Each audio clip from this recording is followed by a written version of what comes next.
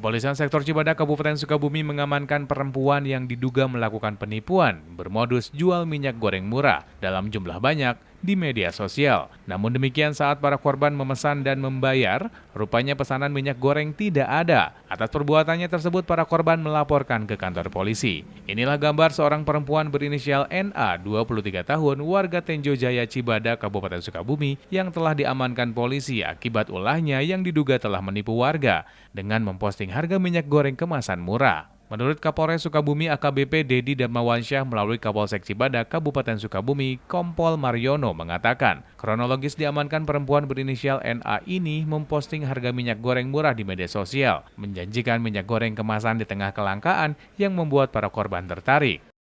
Bahwa Polsek Cibadak sedang menangani kasus penipuan, yaitu awal mulanya adalah saudara Nuraini ini yang inisial N memposting di salah satu media sosial ada minyak murah.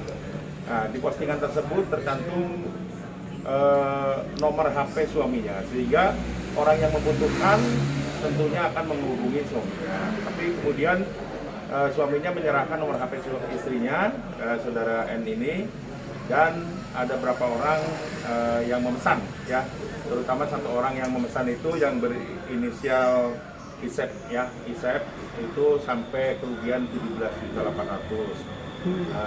Sekarang pelakunya sudah diamankan di Polsek Cibadak. Sementara itu, dari hasil pengembangan, dugaan penipuan terjadi di 3 tempat kejadian perkara dan telah ada 5 orang yang menjadi korban dari modus minyak goreng murah tersebut dengan total kerugian sekitar 150 juta rupiah. Sedangkan untuk tindak lanjut penanganannya, Polsek Cibadak menyerahkan ke unit PPA Mapolres Sukabumi. Dari Kabupaten Sukabumi, Ujang Heriaman melaporkan.